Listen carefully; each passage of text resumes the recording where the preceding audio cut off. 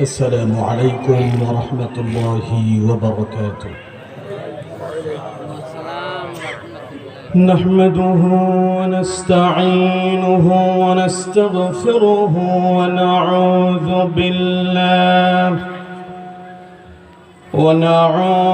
بالله من شرور أنفسنا ومن سيئات أعمالنا. من يهد الله فلا مضل له ومن يضلله فلا هادي له. ونشهد أن لا إله إلا الله وحده لا شريك له. ونشهد أن سيدنا وحبيبنا ومولانا محمدا عبده ورسوله الذي أرسله بالحق بشيرا ونذيرا وداعيا إلى الله بإذنه وسراجا منيرا. فقد قال الله تعالى في كلامه المجيد وفرقانه الحميد: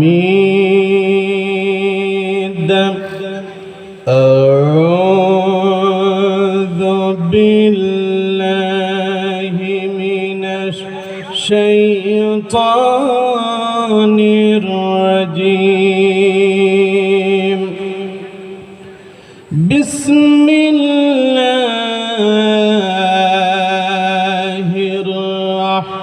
الرحمن الرحيم. إن الله وملائكته يصلون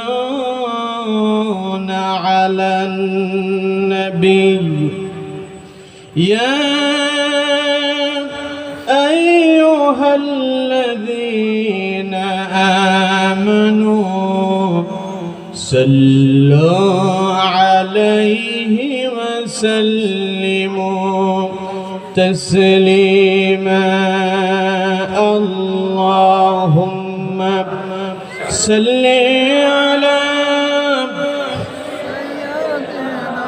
مولانا محمد وعلى آل سيدنا مولانا. নবীর প্রতি প্রেম, ভালোবাসা, দরদ, মোহাব্বত আমাদের সকলের অন্তরের ভেতরে আছে কিনা? আরো আসতে বলেন, আছে কিনা? যদি থাকে তাহলে দিলের সমস্ত শক্তিকে একত্রিত করে মনকে উজাড় করে মোহাব্বতের সাথে বলুন, আল্লাহুম্মা সাল্লি আলা সাইয়্যিদিনা মাওলানা মুহাম্মদ ওয়া আলা আলি সাইয়্যিদিনা মাওলানা। হে রাসূল, তোমার জন্য মন কাঁদে, আখি কাঁদে, ভুবন কাঁদে, শুধু বেদনায় হৃদয়ে সে বাসা বাঁধে। তোমার জন্য মন কাঁদে, আখি কাঁদে, ভুবন কাঁদে। আল্লাহুম্মা সাল্লি আলা সাইয়্যিদিনা মাওলানা মুহাম্মদ ওয়া আলা আলি সাইয়্যিদিনা মাওলানা بلغ العلا بكماله كشف الدجى بجماله حسنت جميع خصاله صلوا عليه ये तेरे मेराज थी कि तो लौहा कलम तक पहुँचा और ये मेरी मेराज है कि मैं तेरे कदम तक पहुँचा बलगल उला बिकमालिह कशफ الدجى بجماله حسنت جميع خصاله صلوا عليه قدموں میں تیری گھرتا گلیوں میں تیری پھرتا गाहे ज़र ज़र रोता गाहे बेकरार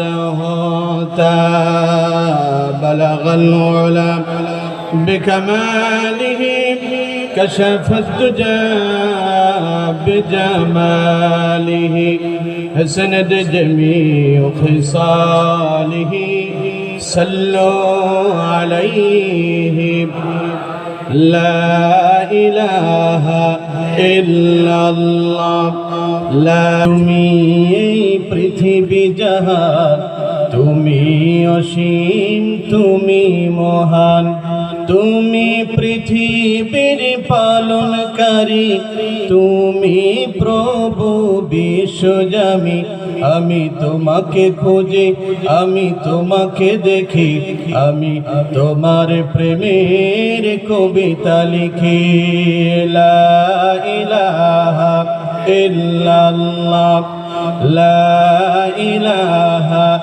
ইল্লাল্লাহ লা ইলাহা লা ইলাহা লা ইলাহা ইল্লাল্লাহ মুহাম্মাদুর রাসূলুল্লাহ সাল্লাল্লাহু আলাইহি ওয়াসাল্লাম আলহামদুলিল্লাহ ঐতিহ্যবাহী বরগুনা জেলার অন্তর্গত বামনা থানাধীন ডোয়াতলা সামাজিক সংগঠন এবং স্থানীয় প্রবাসী যুব সমাজের উদ্যোগে আয়োজিত ঐতিহ্যবাহী ডোয়াতলা হাই স্কুল মাঠ প্রাঙ্গণে আজকের দ্বিবার্ষিক 2 দিনব্যাপী তাফসীরুল কোরআন মাহফিলের প্রথমতম দিবসের সম্মানিত সুযোগ্য সভাপতি 4 নং ডোয়াতলা ইউনিয়ন পরিষদের সম্মানিত চেয়ারম্যান আলহাজ মোহাম্মদ মিজানুর রহমান মিজান সাহেব তিনি মঞ্চে উপবিষ্ট আছেন আলহামদুলিল্লাহ আমরা বলি আলহামদুলিল্লাহ আমার সঙ্গে সাক্ষাৎ হয়েছে নামাজের পূর্বেই একজন চেয়ারম্যানকে আমরা মাহফিলের ময়দানে পাওয়া এটা আমাদের জন্য এক বিশাল বড় সৌভাগ্যের ব্যাপার ঠিক না আমরা তার জন্য প্রাণ খুলে দোয়া করছি আল্লাহ সুবহানাহু ওয়া তাআলা প্রিয় মিজানুর রহমান ভাইকে দ্বীনের জন্য ইসলামের জন্য কোরআনের জন্য কবুল আর মঞ্জুর করুক আমরা বলি আমিন আজকের মাহফিলের প্রধান অতিথি বামনা উপজেলা পরিষদের সম্মানিত চেয়ারম্যান জনাব মোহাম্মদ সাইদুল ইসলাম লিটু মিদা ভাই তিনি এসেছেন এসে দেখা করে গিয়েছেন আলহামদুলিল্লাহ আমরা আমাদের এই ভাইয়ের জন্য প্রাণ খুলে দোয়া করছি আল্লাহ পাক আমাদের এই প্রিয় ভাইকে দ্বীনের জন্য ইসলামের জন্য কবুল আর মঞ্জুর করুক আমরা বলি আমিন উনি মাহফিলের জন্য মানুষের ধারে ধারে গিয়েছেন চাঁদা কালেকশন করে দিয়েছেন আলহামদুলিল্লাহ জোরে বলেন আলহামদুলিল্লাহ এমন প্রতিনিধি আমাদের প্রয়োজন আছে কিনা যারা কোরআনের জন্য কাজ করে আমরা তাদের জন্য দিল খুলে আমরা অন্তর দিয়ে তাদের জন্য দোয়া করি আল্লাহ তাদেরকে দুনিয়া এবং পরকাল উভয় জগতের কল্যাণ আল্লাহ তাদেরকে দান করুক আমরা বলি আমিন আজকের মাহফিলের বিশেষ আকর্ষণ, যিনি আপনাদেরকে দীর্ঘ সময় পর্যন্ত ইসলামী সঙ্গীত শোনায়া আপনাদেরকে মুগ্ধ করেছেন। প্রিয় ভাই মাওলানা শাহাবুদ্দিন শিহাব, তিনিও আছেন আলহামদুলিল্লাহ।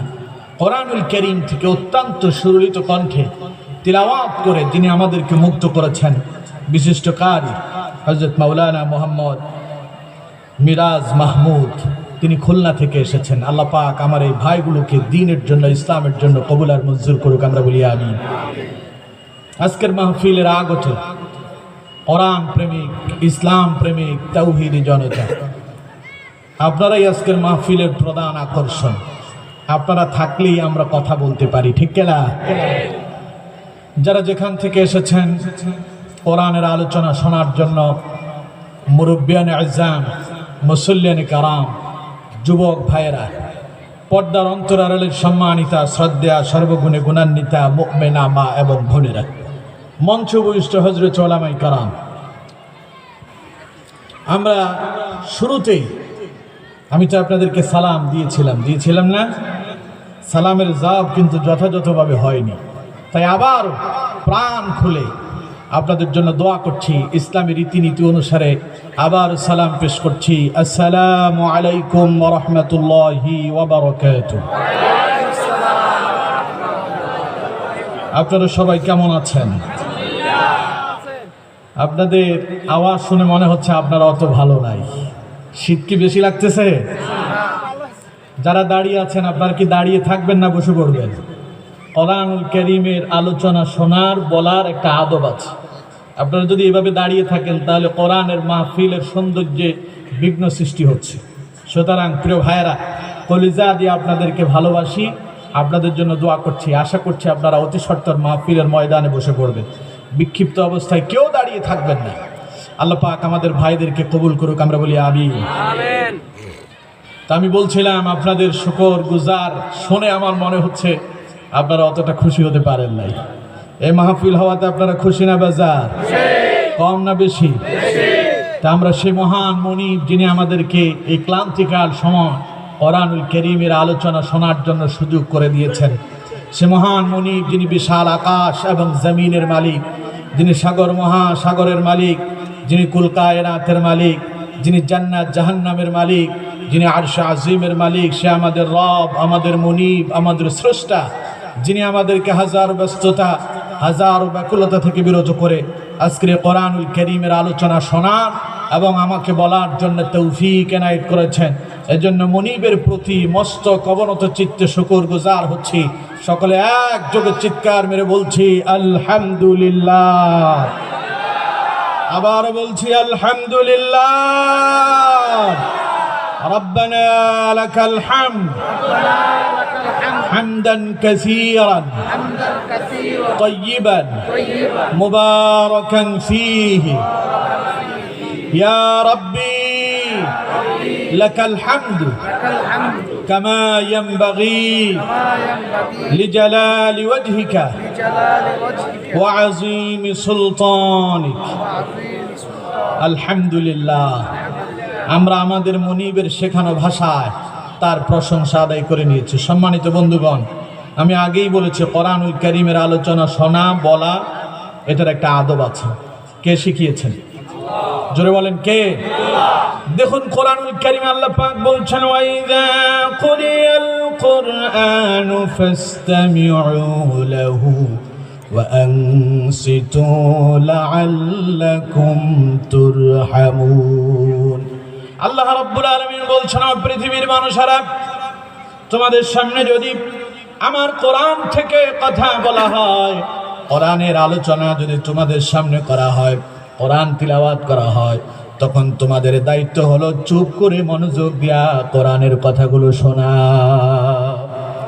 আমরা বললাম, আল্লাহ, আমরা যদি চুপ করে মনোযোগ দিয়া যদি তোমার কোরআনের কথা শুনে আমাদের কি লাভ হবে?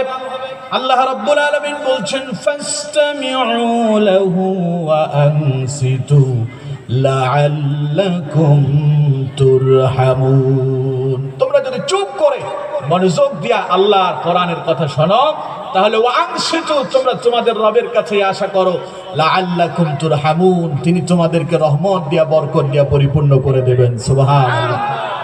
আর একটু আসতে বলেন সুবহানাল্লাহ। আপনাদেরকে কি অলসতা পেয়েছে? ঠান্ডা একটু বেশি লাগতেছে? বেশিই লাগতেছে।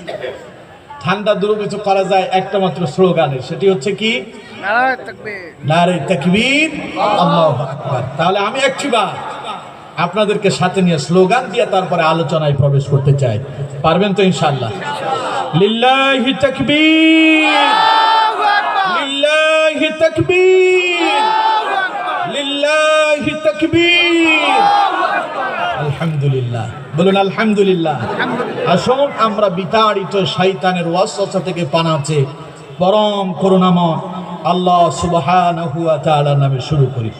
সকলে পড়ুন আউযু বিল্লাহি মিনাশ শাইতানির রাজীম। বিসমিল্লাহির রাহমানির রাহিম। ওয়াল আসরি ইন্নাল الإنسان لفي خسر إلا الذين آمنوا وعملوا الصالحات وتواصوا بالحق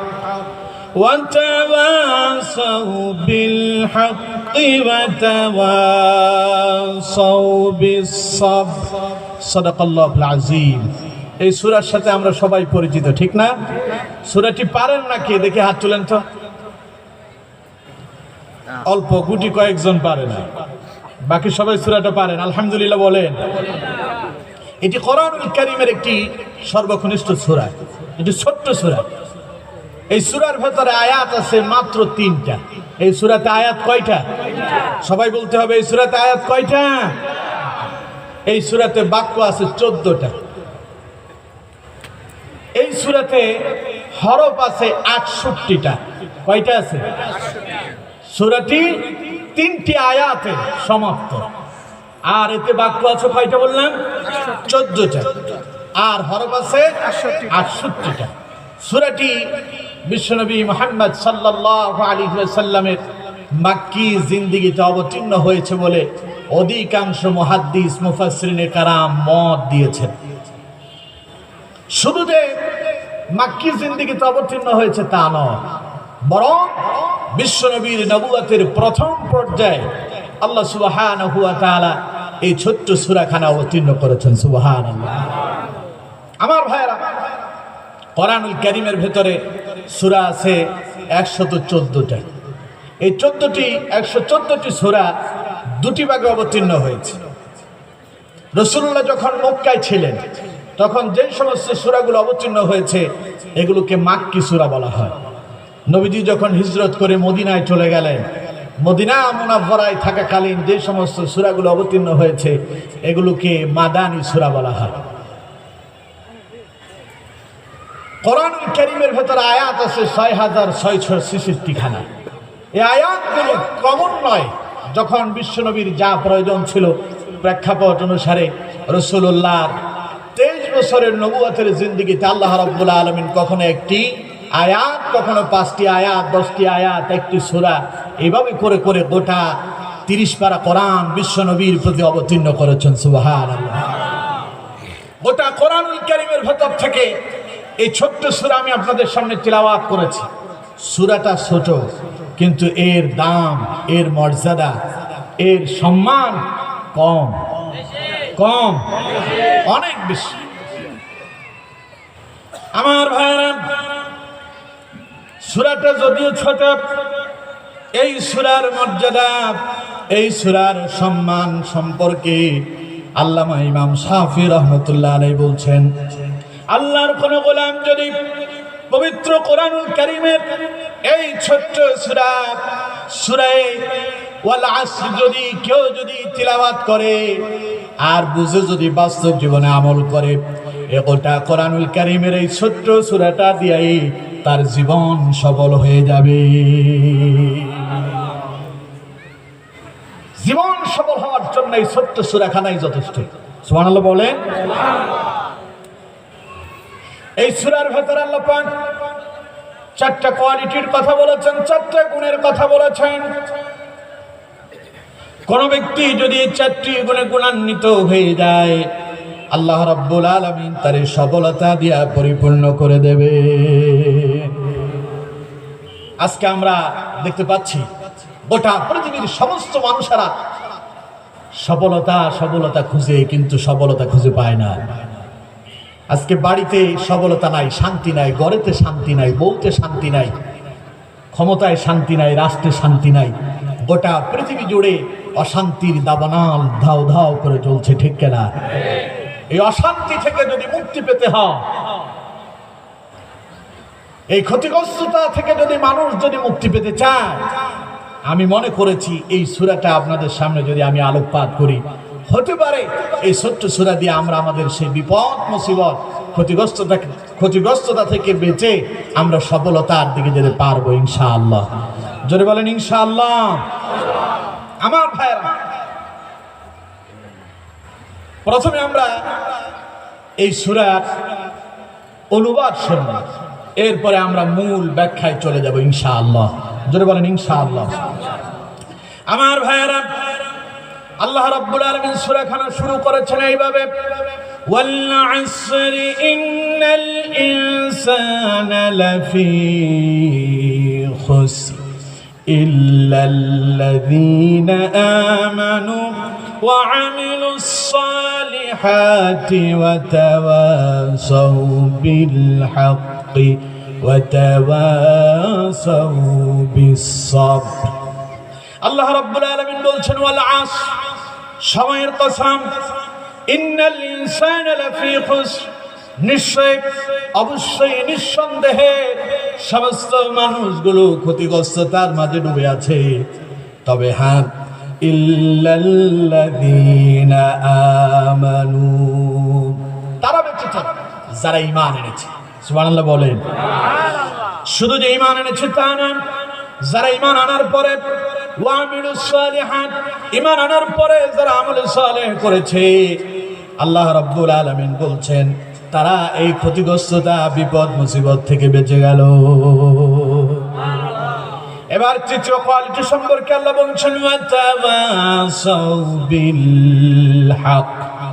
এই সফলতাকামী মুমিন যারা হবে, ক্ষতিগ্রস্ততা থেকে যারা বেঁচে গেল, তাদের তৃতীয় কোয়ালিটি হলো তারা সমাজে, রাষ্ট্রে, সব জায়গায় হকের দাওয়াত দেয়। চতুর্থ কোয়ালিটি আল্লাহ বলছেন, ওয়া তাওয়াসাউ বিস সাবর। আর এই হকের দাওয়াত দিতে গিয়া যখন তারা কোনো বিপদে পড়ে যায়, মুসিবতে পড়ে যায়, তখন তারা হতাশ হয়ে যায় না, অস্থির হয়ে যায় না, বরং ওই বিপদ মুসিবতে তারা ধৈর্যের পরিচয় দিয়া ধৈর্য ধারণ করে। এই চারটি গুণ যার কাছে থাকবে, সে দুনিয়াও সফল, পরকালেও সফল। সুবহানাল্লাহ। আরো জোরে বলেন না সুবহানাল্লাহ। এই সূরাটি অবতীর্ণ হয়েছে তাফসীরে জালালাইনে, আমি দেখতে পেয়েছি হযরতে আবু বকর সিদ্দিক রাদিয়াল্লাহু তাআলা আনহুর শানে। সুবহানাল্লাহ বলেন। আমার ভাইরা, সূরাটির প্রেক্ষাপট হলো এই, হযরতে আবু বকর সিদ্দিক রাদিয়াল্লাহু তাআলা আনহু বিশ্বনবীর সবচাইতে প্রিয় সাহাবী, কাছের সাহাবী, রাসূলুল্লাহ যাকে সবচাইতে বেশি ভালোবেসেছেন। আর হযরতে আবু বকর রাসূলুল্লাহকে সবচাইতে বেশি প্রিয় বলে প্রাধান্য দিয়েছিলেন, জীবন দিয়ে ভালোবেসেছিলেন হযরতে আবু বকর। সুবহানাল্লাহ। হযরতে আবু বকর ইসলাম কবুল করার পূর্বে তার এক বন্ধু ছিল, সহপাঠী ছিল, নাম হচ্ছে কালাদা। কি নাম বললাম কন্ত দেখি? সবাই বলেন কি? কালাদা। মনে রাখতে হবে, এখানে আসছেন শুধু ওয়াজ শুনবেন, সুন্দর হুজুর এত দারুণ ওয়াজ করছে, ফাটাই বলছে। আচ্ছা, আমার দেশে গাজী হুজুর ফাটাই দিছে, খুব দারুণ ওয়াজ করছে, কিন্তু কি ওয়াজ করছে জিজ্ঞেস করলে তা জানে না। ওয়াজ শুনছে কিন্তু ফজরের নামাজই পড়ে না। এই ওয়াজ শুনে কোনো লাভ আছে না। এখান থেকে কিছু শিখতে হবে, শিখে বাড়িতে নিয়ে যেতে হবে এবং সেটা বাস্তবে কাজে রূপান্তরিত করতে হবে। আল্লাহ আমাদেরকে শিখার মন মানসিকতা নিয়ে আর আমলের মন মানসিকতা নিয়ে আমাকে বলা আর আপনাদেরকে শোনার তৌফিক দান করে বলুন আমিন। তাহলে লোকটার নাম কি বললাম? কালাদা। আবু বকরের খুব ঘনিষ্ঠ মানুষ ছিল। আবু বকর যখন ইসলাম কবুল করেন নাই, ইসলাম কবুলের পূর্বেই তার সঙ্গে খুব উঠা বসা হতো। হযরত আবু বকর যখন ইসলাম কবুল করলেন, এখন আর কালাদার সাথে আগের মতো সাক্ষাৎ হয় না। কালাদা আবু বকরকে খুঁজে পায় না। একদিন হঠাৎ করে কালাদা চিন্তা করলো আবু বকর গেল কই, আবু বকরকে খুঁজে বের করতে হবে। তালাশে বের হয়ে গেল আবু বকরের। কালাদা এসে হযরত আবু বকরকে খুঁজে পেল। আবু বকরকে ডেকে বলছে, আবু বকর রে, কি হয়েছে তোমার? আমি তো লক্ষ্য করে দেখেছি তুমি তো মারাত্মক ক্ষতিগ্রস্ততার দিকে চলে যাচ্ছ, মারাত্মক লোকসানের দিকে চলে যাচ্ছ। এখন আর তোমার ব্যবসা বাণিজ্যে দেখা যায় না, এখন আর তোমার কর্মে দেখা যায় না, দোকানে দেখা যায় না, বাজারে দেখা যায় না। তুমি তো ধর্ম ছেড়ে দিয়েছো, কর্ম ছেড়ে দিয়েছো, তুমি তো এখন আর দেব দেবীর উপাসনাও করো না। আবু বকর রে, আমি তো লক্ষ্য করেছি তুমি যেইভাবে চলছ, যেই পথে তুমি পা বাড়িয়ে দিয়েছ, আমি দেখতে পাচ্ছি আবু বকর তুমি তো মারাত্মক লোকসানের দিকে চলে যাচ্ছ, ক্ষতিগ্রস্ততার দিকে চলে যাচ্ছ, তোমার জীবন বিফল হয়ে যাচ্ছে। আমার ভাইরা, হযরত আবু বকর কথাগুলো শুনলেন খুব মনোযোগ দিয়ে। এবার কালাদার সেই কথাগুলোর প্রতি উত্তরে হযরত আবু বকর এত সুন্দর একটি জবাব দিলে, আল্লাহ রাব্বুল আলামিনের দরবারে আবু বকরের ওই উত্তরটা বড় পছন্দ হয়ে গেল। সাথে সাথে আল্লাহ পাক হযরত আবু বকরের সেই কথার সঙ্গে আরেকটু সামঞ্জস্য করে, আরেকটু সম্পর্ক করে, আরেকটু মিশ্রণ করে তিনি এই ছোট্ট সূরা ওয়াল আসর তিনি নাজিল করে দিলেন। সুবহানাল্লাহ। এবার কি বলেছেন আবু বকর শোনার দরকার আছে কি নাই? আমার ভাইরা, আবু বকর কালাদা উত্তরে ওই প্রশ্নের জবাবে এই কথা বললেন, ওরে কালাদা, তুমি কি বলো, আমি কি ক্ষতিগ্রস্ততার দিকে যাই? ইতিপূর্বে আমি যেই পথে ছিলাম ওই পথ সফলতার পথ নয়, বরং বর্তমানে আমি যেই পথে পা দিয়েছি এই পথটাই হলো সফলতার পথ। ওরে কালাদা, তুমি কি জানো আমি তো নতুন এক বিজনেস শুরু করেছি, নতুন ব্যবসা শুরু করেছি। আমার ওই নতুন বিজনেসের পুঁজি হলো লা ইলাহা ইল্লাল্লাহ, লা ইলাহা ইল্লাল্লাহ, লা ইলাহা ইল্লাল্লাহ মুহাম্মাদুর রাসূলুল্লাহ। চিৎকার মেরে বলুন সাল্লাল্লাহু আলাইহি ওয়াসাল্লাম। আমার ভাইরা, হযরত আবু বকর বললেন, কালাদা, আমি তো নতুন বিজনেস শুরু করেছি, আমার বিজনেসের পুঁজি হলো আল্লাহ এবং তার রাসূল। সুবহানাল্লাহ। ওরে কালাদা, শুনে রাখ, তোমরা যে দুনিয়ার অর্থ কড়ির পেছনে তোমরা ঘুরে বেড়াও, অর্থের পেছনে সফলতা খোঁজো, সম্পদের পেছনে সফলতা খোঁজো, জেনে রেখো সম্পদে কোনো সফলতা নাই, অর্থেতে সফলতা নাই, ব্যবসাতে সফলতা নাই। সফলতা তো তারাই পেয়েছে যারা তার এই জীবনে আল্লাহ এবং তার রাসূলের প্রতি ঈমান এনেছে। তোমার সম্পদ আছে, বাড়ি আছে, গাড়ি আছে, ইন্ডাস্ট্রি আছে, অনেক কিছু আছে, কিন্তু তোমার ঈমান নাই, তোমার এই জীবনের কোনো মূল্য নাই। আল্লাহু আকবার বলেন। আমার ভাইয়ারা, হযরত আবু বকর বুঝাতে চাইলেন, কালাদারে, তো টাকা পয়সা থাকতে পারে, বাড়ি গাড়ি থাকতে পারে, কিন্তু তোর ভেতরে ঈমান নাই, তোর এই সম্পদ, তোর বাড়ি গাড়ি, তোর এই টাকা পয়সা তোরে সফল বানাতে পারবে না। কিন্তু আমার যা আছে এই সবগুলো আমি ইসলামের জন্য কোরবান করে দিয়েছি। আমি আমার রাসূলের প্রেমে মাতোয়ারা হয়ে গিয়েছি। আমার জীবন তো বিফলতার দিকে যেতেই পারে না, বরং দুনিয়াও আমি সফল, পরকালেও আমি সফল। এবার আল্লাহ রাব্বুল আলামিন হযরত আবু বকরের কথাটারে বড্ড পছন্দ করলেন, বড্ড ভালোবাসলেন। আবু বকর যে সত্য কথা বলেছে, সঠিক কথা বলেছে, আল্লাহ পাক প্রমাণ দিয়া এবার সঙ্গে সঙ্গে তিনি কসম করে বলছেন, ওয়াল আসর ইন্নাল ইনসানা লাফি খুসর। কসম করছেন কে?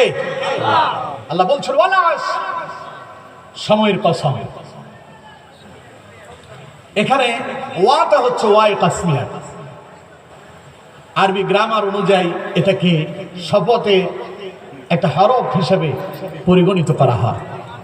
আর খুস শব্দের অর্থ হচ্ছে ব্যর্থতা, ক্ষতিগ্রস্ততা, বিফলতা। সরি, আজ আজ শব্দের অর্থ হচ্ছে সময়। আজ শব্দের অর্থ কি? সময়, কাল, মহাকাল, জীবন, হায়াত ইত্যাদি ইত্যাদি। আমার ভাইয়েরা, আল্লাহ পাক কসম করছেন ওয়াল আস, সময়ের কসম। কারণ আবু বকর মানুষের জীবন সম্পদ দিয়ে উদাহরণ দিয়েছেন। তোমার সম্পদ থাকতে পারে, বাড়ি থাকতে পারে, গাড়ি থাকতে পারে, কিন্তু তোমার এই জীবনের মূল্য তখনই হবে যদি তোমার কাছে ঈমান থাকে। আর ঈমান যদি তোমার কাছে না থাকে, তোমার বাড়ি গাড়ি সম্পদ এগুলোর কোনো মূল্য নাই আল্লাহর কাছে, ঠিক না?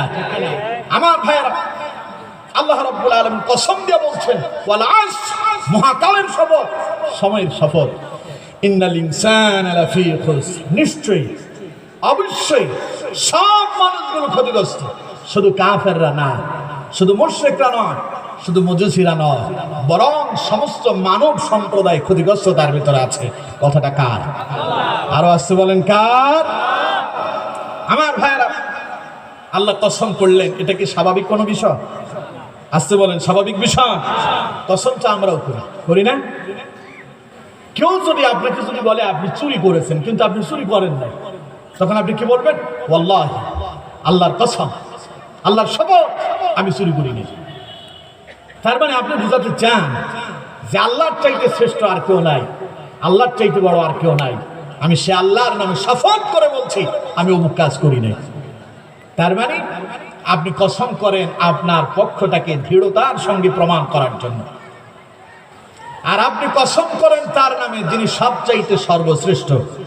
এখন আল্লাহ যে কসম করবেন, তিনি কার নামে করবেন? তার চাইতে বড় আর কেউ আছে? আরো আসতে বলেন আছে? আমার ভাইরা, মানুষ কসম করে এটাই বোঝাতে চায় যে আমার জীবনে যা কিছু আছে, যা কিছু করি, এই সব কিছুর চাইতে সর্বশ্রেষ্ঠ, সর্ব উত্তেজিনী তিনি হচ্ছেন আল্লাহ। তিনি কে? এর জন্য মুসলমানের স্লোগান একটাই হবে, নারায়ে তাকবীর, আল্লাহু আকবার। আজ আমার দেশে এই নারায়ে তাকবীর, আল্লাহু আকবারের স্লোগানের ভেতরে জঙ্গিবাদ খুঁজে বেড়ানো হয়। আরো আসতে বলেন।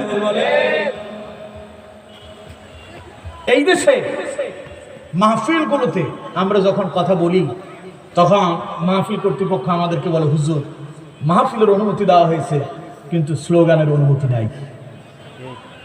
হয় না এরকম? তবে আপনাদের এখানে নয়, আলহামদুলিল্লাহ বলেন। আমার ভাইরা, বিভিন্ন জায়গায় মাহফিলগুলোতে বলা হচ্ছে যে স্লোগান দেওয়া যাবে না। স্লোগান হবে কার নামে?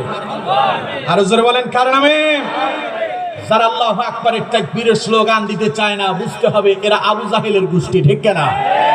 আবু জাহেলের গোষ্ঠী আল্লাহু আকবারের তাকবীরের আওয়াজ সহ্য করতে পারে নাই। আজকে যারা আল্লাহু আকবারের তাকবীরের আওয়াজ দিতে চায় না, বুঝতে হবে এরা আবু জাহেলের উত্তরসূরি, ঠিক না? আল্লাহু আকবারের তাকবীরের বিরুদ্ধে যারা করে, ওরা বাংলাদেশে 90% মুসলমানের দেশে পিছে থাকার কোনো অধিকার রাখে না, ঠিক না? এই দেশ হলি আল্লাহর দেশ, এটা শাহজালালের দেশ, এটা শাহপরানের দেশ, এটা শাহ মাকদুমের দেশ। এই দেশে বেঁচে থাকতেই হলে সকাল এবং সন্ধ্যা সব সময় আল্লাহু আকবারের তাকবীরের আওয়াজ শোনা লাগবে, ঠিক না?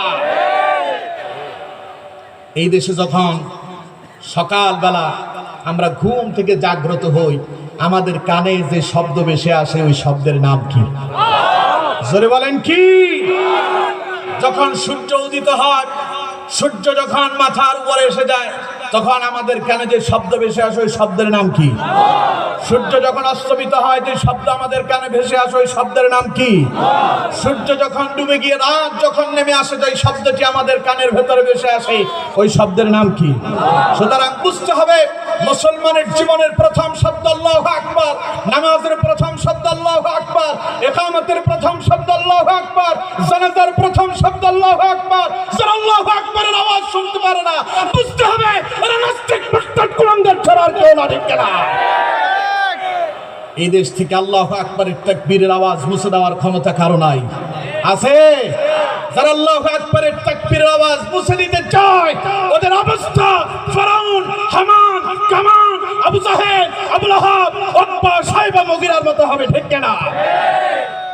এদেশে আল্লাহু আকবারের সুরে সূর্য ওঠে, এদেশে আল্লাহু আকবারের সুরে সূর্য ডুবে, এদেশে আল্লাহু আকবারের সুরে সূর্য ওঠে, এদেশে আল্লাহু আকবারের সুরে সূর্য ডুবে, এদেশের মাল্লা মাঝে কিষান মজুর সবার ঠোঁটে সোনারে লা ইলাহা ইল্লাল্লাহর জিকির ওঠে, ঠিক না? এদেশের কৃষকরা যখন সকালবেলা বের হয় তখন তাদের মুখ থেকে বিসমিল্লাহ শব্দ উচ্চারিত হয়, ঠিক না? এই দেশের রিকশা চালক, ভ্যান চালক, দিন মজুর খেটে খাওয়া মানুষ যখন রাস্তায় বের হয় তার যখন কাজ শুরু করে তখন তার মুখে প্রথম শব্দটি কার নাম? জোরে বলেন কার? এই দেশের মানুষ সব সময় ভালোবেসেছে আল্লাহ এবং তার রাসূলকে, ঠিক না? এদেশের মাল্লা মাঝি কিষান মজুর সবার ঠোঁটে সোনরে লা ইলাহা ইল্লাল্লাহর জিকির উঠে, ঈমানের দগ্ধ আগুন জ্বলছে সবার বুকে বুকে, সেই আগুনের সঙ্গে নির্দেশন করে জ্বলতে হবে, ঠিক না? সেই আল্লাহু আকবারের সুরে সূর্য ওঠে, এদেশে আল্লাহু আকবারের সুরে সূর্য ডুবে, এদেশের পথে ঘাটে, এদেশের বাজার হাটে, এদেশের এদেশের এদেশের এদেশের গঞ্জে গ্রামে খোদার নামের তাসবিহ আছে, কত ফির আউলিয়াদের উসরে গভীর রাতে, ঠিক না? যে সময় আপনারা ঘুমিয়ে পড়েন তখন আল্লাহর কিছু মাহবুব বান্দা আছে গভীর রাতে উঠে তাহাজ্জুদের নামাজ পড়ে আর সিজদায় অবনত হয়ে চোখের পানি ছেড়ে দিয়ে আল্লাহকে ডাকে, ঠিক না? এই যে করোনা আসলো সারা পৃথিবীকে চূর্ণ বিচ্ছিন্ন করে দিল, সমগ্র পৃথিবী একটা নাড়া পড়ে গিয়েছে, সবাই অসহায় হয়ে গিয়েছে। 90% মুসলমানের দেশ বাংলাদেশ, গোটা পৃথিবীর ভেতরে সব চাইতে ভালো ছিল বাংলাদেশ, আলহামদুলিল্লাহ বলেন। এটা ওলি আল্লাহর দেশ, এটা শাহজালালের দেশ, এটা শাহবরানের দেশ, এটা শাহ মাকদুমের দেশ, এটা খান জাহান আলীর বাংলাদেশ। এই দেশের মানুষ সব সময় আল্লাহকেই ভালোবাসে, বিপদে আর মুসিবতে পড়লেই আল্লাহর সাহায্য কামনা করে, ঠিক না? সুতরাং আপনি মনে করেন না যে আপনি করোনার মোকাবেলা করেছেন। আপনি করোনার মোকাবেলা করার কি কয় যে আমরা করোনার মোকাবেলা করেছি, আছে না এই জাতের কথা? তো করোনার মোকাবেলা করলে তো আপনি আপনার কামান, বন্দুক, রাইফেল যা আছে ওইগুলো ওইদিকে তাক করে রাখবেন, করোনা আসলেই ফায়ার করবেন, ঠিক না? দেখাই যায় মাস্ক লাগাতে হবে, গ্লাভস পরতে হবে, বেঁচে থাকার জন্য হ্যান্ড ওয়াশ করতে হবে সব সময়।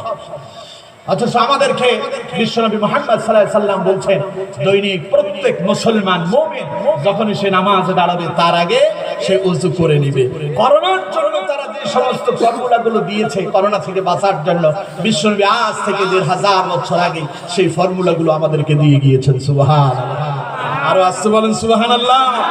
সুতরাং আপনি মনে করেন না আপনার ক্ষমতায় বেঁচে গিয়েছেন, এই ক্ষমতা দিয়েছেন কে? বাঁচিয়েছেন কে? মসজিদগুলোতে আপনারা যেতে পারেন না, আলেমরা মসজিদে ইমামতি করেছে, নামাজ পড়িয়ে তারা মুসল্লিদেরকে নিয়ে আল্লাহর কাছে কেঁদেছে, আল্লাহ তাদের দোয়াকে মঞ্জুর করেছেন, আজও আমাদেরকে ভালো রেখেছেন, আলহামদুলিল্লাহ। তো সেই কথাই বলছি, এদেশের পথে ঘাটে, এদেশের বাজার হাটে, এদেশের এদেশের এদেশের এদেশের গঞ্জে গ্রামে খোদার নামের তাসবিহ আছে, কত ফির আউলিয়াদের উসরে গভীর রাতে, যে দেশের সন্তানেরা মুক্ত বেজায় কোরআনে বুকে, সে দেশে আল কোরআনের শাসন কায়েম করতে হবে, ঠিক না? এদেশে আল্লাহু আকবারের সুরে সূর্য ওঠে, এদেশে আল্লাহু আকবারের সুরে সূর্য ডুবে, এদেশে আল্লাহ সবাই এদেশে আল্লাহু আকবারের সুরে সূর্য ওঠে, এদেশে আল্লাহু আকবারের সুরে সূর্য ডুবে, এদেশে আল্লাহু আকবারের সুরে সূর্য ওঠে, এদেশে আল্লাহু আকবারের সুরে সূর্য ডুবে। সুতরাং আমার ভাইরা, আল্লাহ পাক কসম করছেন, ওয়াল আসর, মহাকালের শপথ। আমার ভাইরা, আমরা মুমিনেরা আমরা যদি আমার পক্ষ অবলম্বন করার জন্য আমার পক্ষটাকে দৃঢ়তার সঙ্গে প্রমাণ করতে চাই, তখন আমরা আমাদের রব আল্লাহর নামে কসম করি। তার মানে মুসলমান বোঝাতে চাই আল্লাহর চাইতে বড় আর কেউ নাই। এবার আল্লাহ কার নামে কসম করবেন? কোরআনুল কারীম আল্লাহ পাক অসংখ্য জায়গায় তিনি কসম করেছেন। আল্লাহ রাব্বুল আলামিন কসম করেন যে বিষয়টা সম্পর্কে তিনি বলতে চান, ওই বিষয়ের সাথে সম্পৃক্ত বিষয়গুলোর উপরে তিনি কসম করে থাকেন। আমার ভাইয়েরা, এখানে মানুষ এবং তার জীবন সমান মানুষের জন্য আলহামদুলিল্লাহ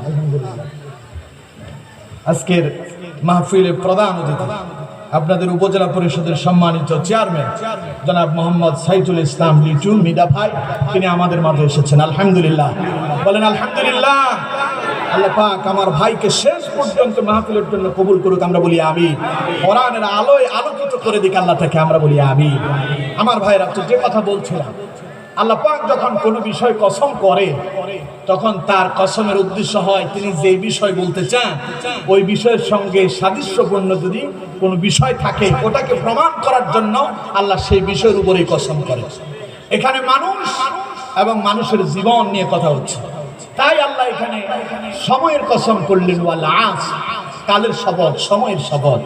ইন্নাল ইনসানা লাফি খুসর, নিশ্চয়ই অবশ্যই সমস্ত মানুষেরা ক্ষতিগ্রস্ততার ভেতরে আছে। সব মানুষগুলো ক্ষতিগ্রস্ততার দিকেই যাচ্ছে। কারণ কি? কারা ক্ষতিগ্রস্ততার দিকে যাচ্ছে?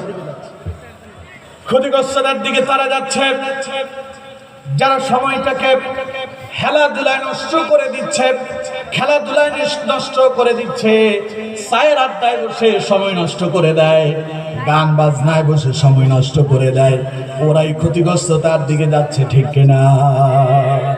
আজকে যারা সময়কে মূল্যায়ন করতে পারলেন না, সময়ের দাম যারা দিতে পারেন না, আপনার অবস্থা কি হবে আপনি কি জানেন?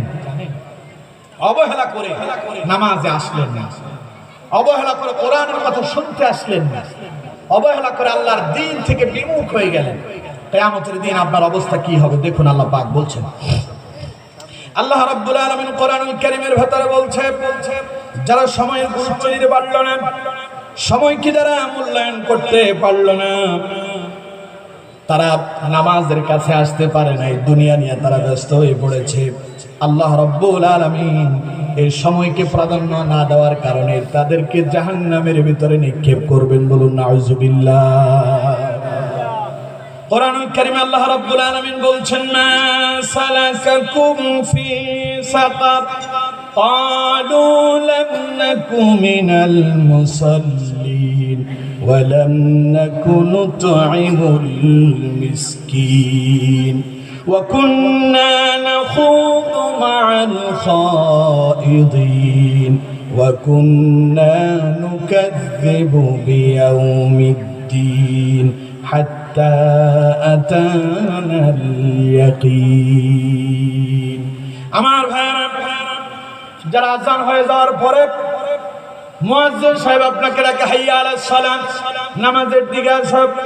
আপনি যদি বলেন মুয়াজ্জিন নামাজের দিকে গেলে আমার কি লাভ হবে, এবার মুয়াজ্জিন সাহেব তার পরবর্তী বাক্যে আপনাকে জানিয়ে দিচ্ছে, হাইয়া আলাল ফালাহ, যদি নামাজের দিকে যদি আসতে পারো তোমার জীবন কল্যাণকর হয়ে যাবে। কিন্তু আপনি মুয়াজ্জিন সাহেবের আযানের জবাবে কি করলেন? মসজিদের দিকে না যায় মাথাটাকে অন্যদিকে ফিরায় দিয়া মুখটারে অন্যদিকে করে চায়ের দোকানে, বাজে আড্ডায়, গান বাজনায় আপনি চলে গেলেন। আমার দেশের লোকেরা বলে যে এখনো বয়স কম, যখন বয়স যখন হবে একটা সময় বিয়ে শাদী করবো, তারপরে না হয় নামাজ কালাম ধরবো।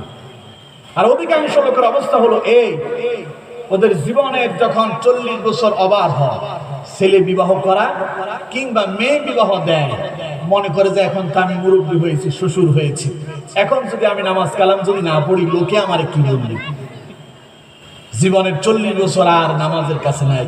এখন 40 বছর পরে যখন দাড়ি পেকেছে, চুল পেকেছে, এখন তার স্মরণ হয়েছে আমার নামাজ পড়তে হবে। আছে না এমন? এই যে যারা সময়টাকে মূল্যায়ন করতে পারলেন না, সময়টাকে খেলাধুলায় শেষ করে দিয়েছেন, আল্লাহ পাক আপনাকে সতর্ক করে বলেছেন যে আপনার যখন ইন্তেকাল হয়ে যাবে, আপনি যখন মরে যাবেন, সময় মতো নামাজ না আদায় করার কারণে আল্লাহ রাব্বুল আলামিন আপনাকে সাকর নামক জাহান্নামের ভেতরে নিক্ষেপ করবেন। বলুন নাউযুবিল্লাহ। কোরআনুল কারীম আল্লাহ পাক বলছেন, আপনি যখন সাকর নামক জাহান্নামের ভেতরে যাবেন, সাকরের ফেরেশতারা আপনাকে ডেকে বলবে, মা সালাকাকুম ফি সাকর, কিরে জাহান্নামী, সাকরের ভিতরে কেন আসলি? এই জাহান্নামে আসলি কেন? তখন আপনি আফসোস করে বলবেন, ক্বালু লাম নাকু মিনাল মুসাল্লিন ওয়া লাম নাকু নুতঈমুল মিসকিন। আপনার প্রথম কথা হবে, ক্বালু লাম নাকু মিনাল মুসাল্লিন। ফেরেশতারে, আমার বড় দুর্ভাগ্য, আমি বড় হতভাগা, আমি তো সময় মতো নামাজ আদায় করতে পারি নাই, আমি মসজিদে মুসল্লি হতে পারি নাই, আমি নামাজ হতে পারি নাই। আজকে আমি যে বেনামাজি ছিলাম, এর জন্য আমাকে জাহান্নামের ভেতরে আসা লাগছে। বলুন নাউযুবিল্লাহ। আরো আসছে, বলেন নাউযুবিল্লাহ। এবার কত সময় মতো কি নামাজ পড়বেন না ছেড়ে দেবেন? আরো আসছে, বলেন পড়বেন না ছেড়ে দেবেন? আজকের মাহফিলের পরে ফজরের নামাজ কে কে পড়বেন না দেখি হাত তুলে।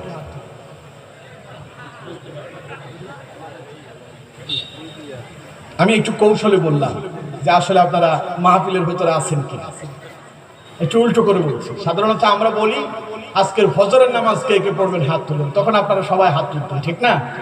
কিন্তু আমি একটু কৌশল করে ঘুরাইয়া বললাম যে আসলে আপনারা কি মনোযোগ কোরআনের প্রতি দিয়েছেন, আলোচনার প্রতি আপনাদের মনোযোগ আছে কিনা সেটা টেস্ট করার জন্য আমি একটু ঘুরাইয়া বললাম। তো আমার মনে হয় আপনারা সবাই ফজরের নামাজ আদায় করবেন ইনশাআল্লাহ। জোরে বলেন ইনশাআল্লাহ। যদি ফজরের নামাজ আদায় করতে পারেন তাহলে আজকের মাহফিলের আশাটা আপনাদের জন্য সাকসেস হবে। আর যদি তা করতে না পারেন তো আসলেন আর গেলেন, এতে আপনার কোনো লাভ হবে না। দেখুন আমার ভাইয়েরা, নামাজ যদি পড়তে না পারেন সেই দিন সময়ের ব্যাপারে আফসোস করে বলবেন, ইমাম সাহেবরা মুয়াজ্জিন আমারে ডেকেছে, কিন্তু মুয়াজ্জিনের ডাকে সাড়া না দিয়া আমি গান বাজনায় চলে গিয়েছি, নামাজ থেকে বিমুখ হয়ে গিয়েছি। আজকে বেনামাজি হওয়ার কারণে, নামাজ থেকে দূরে সরে যাওয়ার কারণে, সময়ের অবমূল্যায়ন করার কারণে আল্লাহ রাব্বুল আলামিন আমারে এই জাহান্নামের ভিতরে নিক্ষেপ করেছেন। বলুন নাউযুবিল্লাহ। এই একটা কথাই শেষ না, বরং আরো বলবেন। কি বলবেন? আল্লাহ রাব্বুল আলামিন বলছেন, তখন আপনি বলবেন, ওয়ালাম নাকুনু তুঈমুল মিসকিন। দ্বিতীয় অপরাধের কথা আপনি বলবেন, ওয়ালাম নাকুনু তুঈমুল মিসকিন, আমি তো অসহায় দরিদ্র মিসকিনদেরকে খাবার দেই নাই। আমার ভাইরা, মিসকিন অসহায় দরিদ্র মানুষ যখন আপনার কাছে আসবে, তখন আপনার দায়িত্ব হচ্ছে তার জন্য দানের হাতকে প্রসারিত করা, ঠিক না? আমার দেশে যদি কেউ যদি আসে সাহায্য চায়, তখন আমার দেশের লোকেরা বলে, আরে বেটা, তোর হাত পা আছে, নামাজ কালাম পড়তে পারিস না, কাজকর্ম করে খেতে পারিস না, আসেন এরকম। এরপরে সাহায্য চাইতে আসলো লোকটা, ওরে বলে যে তুমি কি নামাজ পড়ো, সূরা কেরাত কিছু জানো? আপনার কাছে যদি কেউ সাহায্য চায়, যদি পারে তাহলে সাহায্য করবে যতটুকু আপনার ক্ষমতা আছে। আর যদি না পারে তাহলে উত্তম ব্যবহার দিয়া, ভালো আচরণ দিয়া তাকে বিদায় জানাবে। এটাই হচ্ছে ইসলাম। এটা কি ইসলাম? কিন্তু আজকে আমাদের হচ্ছে উল্টোটা। উল্টো হলো কি, আমরা তার ধমক দিয়ে তাড়ায় দেয়। আবার মাঝে মধ্যে কিছু লোক আছে একটু বিপরীত টাইপের, ওরা করে কি, পকেটে আছে 5 টাকা, এখন টমটমে উঠলো, ইজি বাইক, মনে করেন যে এখান থেকে একটু সামনে যাবে 5 টাকার ভাড়া। তো হঠাৎ করে এক লোক এসে বলছে, ভাই গত 3 বেলা না খেয়ে আছি, খিদার যন্ত্রণায় বাঁচি না, আমার কিছু সাহায্য করেন, কিছু খেতে চাই। এখন আপনার পকেটে আছে 5 টাকা। কয় টাকা? 5 টাকা। এখন লোকটা মনে মনে চিন্তা করে, পকেটে আছে 5 টাকা, গাড়ি ভাড়া 5 টাকা, এখন লোকটাও আমার কাছে চাচ্ছে, করবো কি? তো মনে মনে চিন্তা করছে, যা করে আল্লাহ করবে, এই 5 টাকা আজকে দান করে দিলাম। তো 5 টাকা দান করে দিলাম। দান করে দিয়ে একটু সামনে গিয়া ইজি বাইকের ড্রাইভারকে বললো যে আমাকে এখানে নামাই দাও। তুমি নামাই দেওয়ার পরে এখন ড্রাইভারকে বলছে, ভাই আমার একটু মাফ করো, আমার কাছে টাকা নাই। এখন ড্রাইভার বলছে একটু আগে আপনি দেখলাম একজনকে সাহায্য করলেন, আর এখন বলছেন যে আপনার কাছে নাই, আপনাকে মাফ করার জন্য। এর কারণ ভাইরা আমার কাছে ছিলই 500 টাকা। এখন লোকটা অভাব দেখে আমি দান করে দিয়েছি। এখন ইজি বাইকের ড্রাইভার বলছে তোমার তো আল্লাহ ফকির হতে বলে নাই, তোমার কাছে 5 টাকা ছিল, ওই 5 টাকা তো তুমি এই মুহূর্তে দিয়ে তুমি ফকির হয়ে এখন তুমি আমার কাছে ভিক্ষা চাইলে। সুতরাং তোমার ভিক্ষা চাওয়ার জন্য ইসলাম বলে না, যদি থাকে সেখান থেকে নিজের জন্য খরচ করো, অন্য কেউ দাও। তোমার কাছে নাই, তুমি দেবে কোত্থেকে? আবার আমার দেশের কিছু লোক আছে, পথে গাড়িতে উঠলো, মাহফিলে আসবে, তো মাহফিলে আসলো, এসে এখান থেকে নামলো, নামার পরে 10 টাকা গাড়ি ভাড়া। কয় টাকা? 10 টাকা। এখন 10 টাকা গাড়ি ভাড়া, গাড়ি থেকে নেমে 10টা টাকা সিএনজি ড্রাইভার অথবা ইজি বাইকের ড্রাইভারকে দিল। দেওয়ার পরে বেচারা টাকাটা হাতে নিয়ে দেখে যে টাকার অনেক জায়গায় ছেঁড়া বেড়া। এই যে আপনারা দাঁড়িয়ে থাকবেন, দাঁড়িয়ে থাকবেন, দাঁড়ালে তো মাহফিলের সৌন্দর্য নষ্ট হচ্ছে। দয়া করে বসে পড়ুন, বসে পড়ুন, জায়গা আছে, অনেক জায়গা আছে, বসেন, দয়া করে আপনারা বসেন। আমার ভাইরা, এটা মাহফিলের বিঘ্ন সৃষ্টি হয়। কোরআনুল কারীমের আলোচনা শুনবেন, যদি না বসেন তাহলে কষ্ট করে দাঁড়িয়ে থাকে, কি কষ্টটা আপনারা পাচ্ছেন। বসলে তো আরাম লাগবে, আরাম লাগবে না? ব্যাঘাত সৃষ্টি করবেন না, আমাদেরকে কথায় যেতে হবে, শেষ করতে হবে। আমরা এখনো ভূমিকায় আছি, মূল আলোচনায় এখনো ঢুকতে পারি নাই। তা আমার ভাইরা, লোকটা 10 টাকার নোট দিল গাড়ির ড্রাইভারকে। গাড়ির ড্রাইভার টাকাটা হাতে নিয়ে দেখে যে কয়েক জায়গায় ছেঁড়া। ড্রাইভার বললো যে ভাই এটা পরিবর্তন করে দেন। এখন যিনি গাড়ি থেকে নামলেন, প্যাসেঞ্জার বলছে ভাই আমার কাছে আছে এই 10 টাকা। সিএনজি ড্রাইভার চিন্তা করলো, ইজি বাইকের ড্রাইভার চিন্তা করলো, সারাদিন তো গাড়ি টাড়ি চালাইলাম, কিছু টাকা পয়সা তো ইনকাম করেছি, লোকটা মাহফিলে যাচ্ছে কোরআনের আলোচনা শোনার জন্য, তো সুতরাং 10টা টাকা আল্লাহর রাস্তে আজকে মাফ করে দিলাম, এটা আমি তাকে দান করে দিলাম, আজকে এই 10টা টাকা নিলাম না। এখন তাকে বলছে ভাই ঠিক আছে, তোমার কাছে যদি না থাকে তাহলে যাও, দেওয়া লাগবে না। লোকটা তো খুব খুশি, 10 টাকা গাড়ি ভাড়া দেওয়া লাগে না, 10 টাকা দিয়ে কি করবে? চায়ের দোকানে ঢুকলো, মাহফিলে তো দীর্ঘ সময় থাকা লাগবে। চায়ের দোকানে ঢুকে 1 কাপ চা, সাথে একটা কেক, 5 টাকা দামের চা, 5 টাকা দামের কেক, কত? 10 টাকা। খেয়ে আপনাদের এইদিকে চা খাওয়ার আগে বিল দেওয়া হয় না পরে দেওয়া হয়? পরে দেওয়া।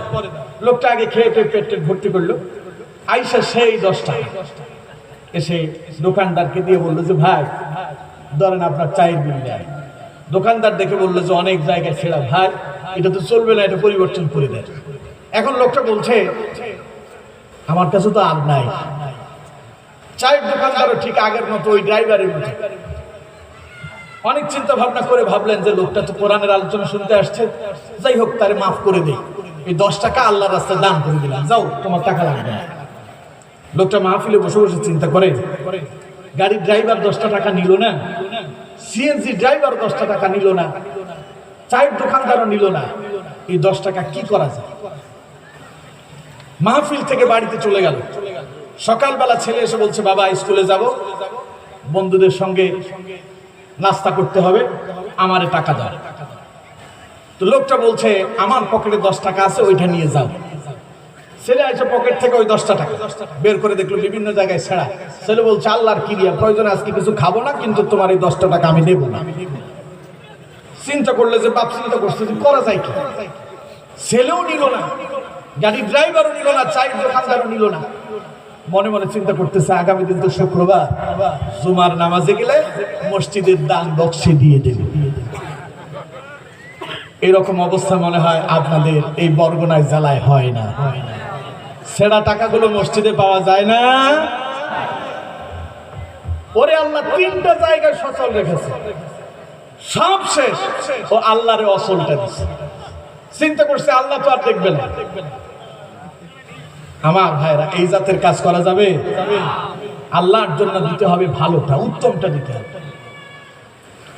যদি ভালোটা যদি আল্লাহর জন্য না দেয়, আপনার এই দান আল্লাহর দরবারে মঞ্জুর হবে। আমার ভাইরা, তো বলছিলাম সেই দিন আফসোস করে বলবেন, অসহায় দরিদ্র মানুষটা আপনার কাছে এসেছে, খাবার চেয়েছে, তার ঘরে খাবার নাই, পেটের যন্ত্রণায় খিদার যন্ত্রণায় বাঁচে না, আপনার কাছে এসেছে, ভাই যদি পারো আমার একটু সাহায্য করো, আমারে কিছু খাবার দাও। আপনি বললেন যে না, তোমারে দিতে পারবো না, যাও ভাগো, তোমারে টাকা দিয়া কি আমি আমার অর্থ পুরাইয়া ফেলবো নাকি? এই কথা বলে তারে তাড়াইয়া দিলেন।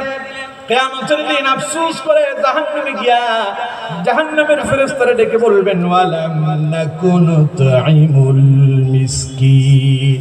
দুনিয়াটারে আমি সব মনে করেছি, সম্পদকে আমি মনে করেছি সম্পদ আমার চিরঞ্জীব করবে, এই কথা চিন্তা করে আমি আমার সম্পদকে গচ্ছিত রেখেছিলাম, আল্লাহর রাস্তায় দান করি নাই, গরিব দুঃখী অসহায় মানুষদেরকে খাবার দেই নাই।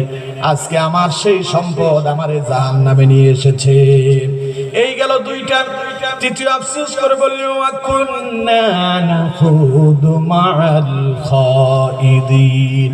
আমার তৃতীয়তম অপরাধ হলো আমি তো মন্দ কাজেই মগ্ন ছিলাম, দুনিয়ার জন্য পাগল হয়েছি, সিনেমার আড্ডায় গিয়েছি, তাসের আড্ডায় গিয়েছি, মদের আড্ডায় গিয়েছি, জুয়ার আড্ডায় আমি আমার সময় কাটায় দিয়েছি।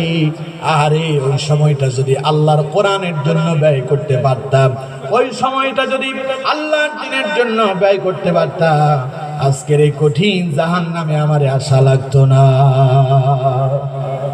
অকুন্না নাখুদু মাআল খাইদিন, সময়টারে তো আমি মন্দ কাজেই শেষ করে দিলাম। আমার দেশের যারা মুরব্বী বাবাজি যারা আছেন সবাই না, রাগ করবেন না আপনারা, কিছু মুরব্বীরা আছে ওরা ঘর থেকে বের হয় 3 ওয়াক্ত নামাজ একসাথে পড়বে বলে, আসর মাগরিব এশা, ঘর থেকে বের হওয়ার সময় একটা তসতায় হাতে নিয়ে আসে। আপনাদের এদিকে হয় না? ঘর থেকে বের হয়, কারণ বের হয়েছে যখন আসরের নামাজও পড়বো, মাগরিবও পড়বো, এশা পড়ে তারপরে বাড়িতে যাবে। খুব ভালো কথা। কিন্তু আসরের নামাজটা পড়ার পরে ছেলেরা যুবকেরা খেলাধুলায় লেগে যায়। মুরব্বী বেচারা তো আর খেলতে পারবে না, খেলাতে গেলে এখন তারে আর কেউ নেবেও না। বেচারা চিন্তা করে যে সময় কাটাবো কি করে, একটা কাজ করি, এক কাপ চা খেয়ে আসি। চায়ের দোকানে ঢুকলো, চায়ে চুমুক দিয়া চা খেতে লাগলো, হঠাৎ করে টেলিভিশনটা অন হয়ে গেল। মানে যার প্রয়োজন সে টেলিভিশন অন করছে। টেলিভিশন অন করার পরে সিনেমা শুরু হয়েছে। এখন সিনেমা দেখতে দেখতে চা খায়, আর মনে মনে চিন্তা আছে মাগরিবের আজান হয়ে গেলে মসজিদে ঢুকবে। যখন মাগরিবের আজান হচ্ছে, সিনেমার একেবারে এমন এক পর্যায়ে এসে পড়লো, এই জিনিসটা না দেখলেই নয়, মানে এটা তাকে আকর্ষণ করে ফেলছে। এখন আজান হওয়ার পরে লোকটা মসজিদে না গিয়া বলতেছে আর একটু সময় তো আছে, সিনেমাটা আর একটু দেখে নেই। তার একটু দেখতে দেখতে মসজিদে জামাত দাঁড়ায় গেল।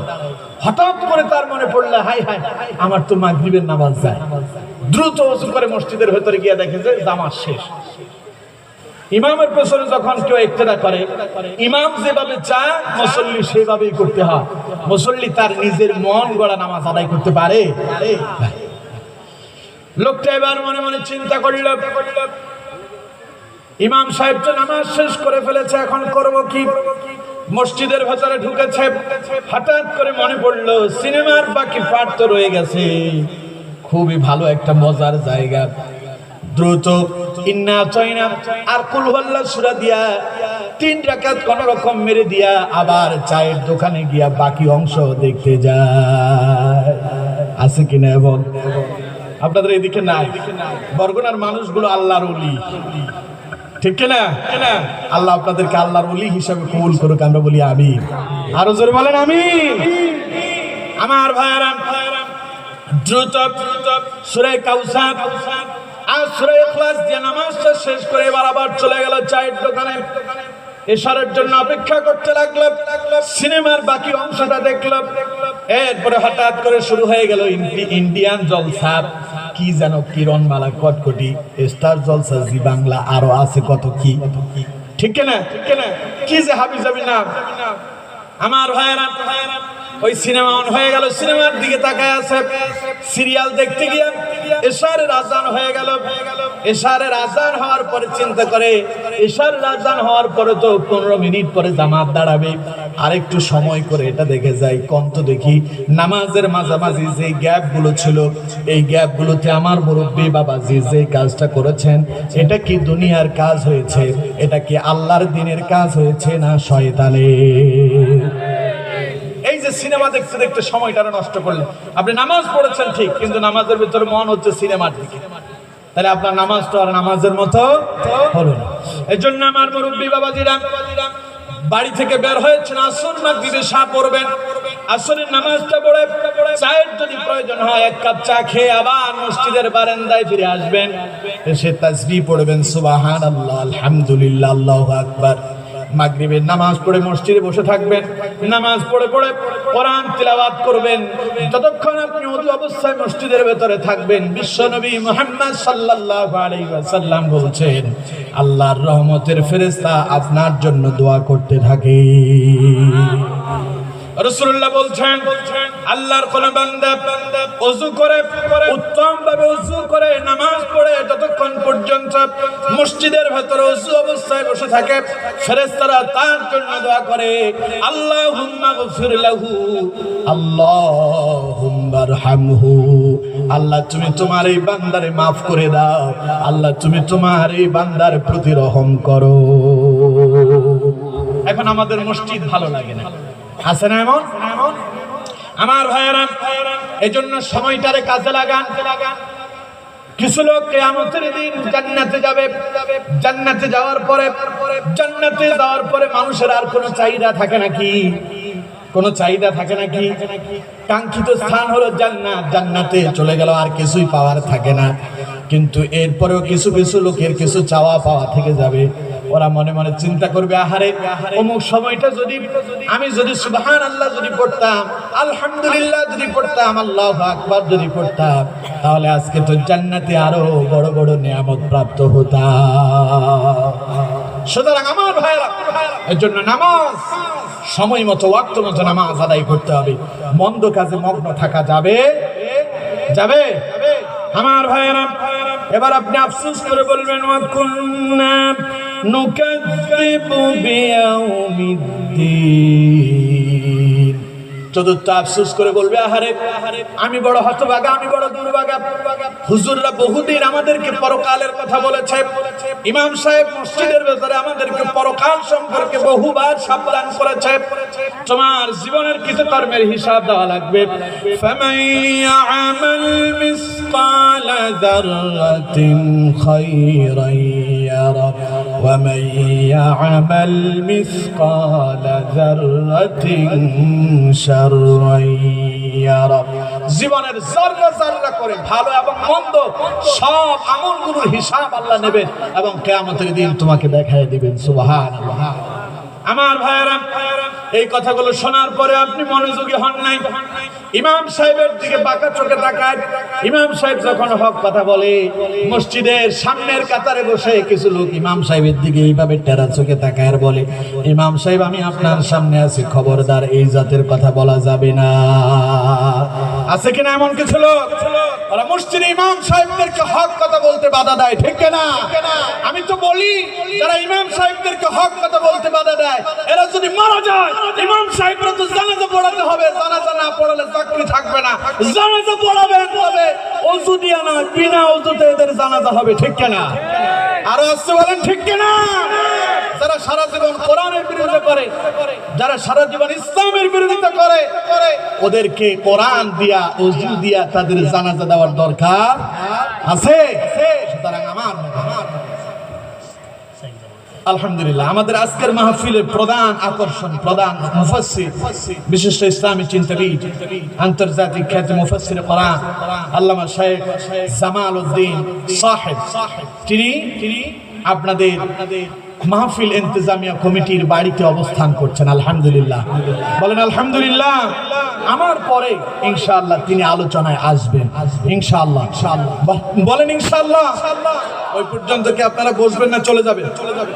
মাহফিলের শেষ পর্যন্ত কারা কারা থাকবেন না দেখে হাত তুলে।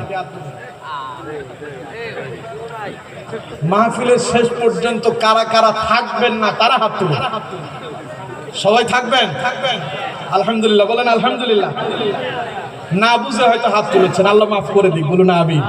শেষ পর্যন্ত আল্লাহ আমাদের সবাইকে কবুল করুক, বলুন আমিন।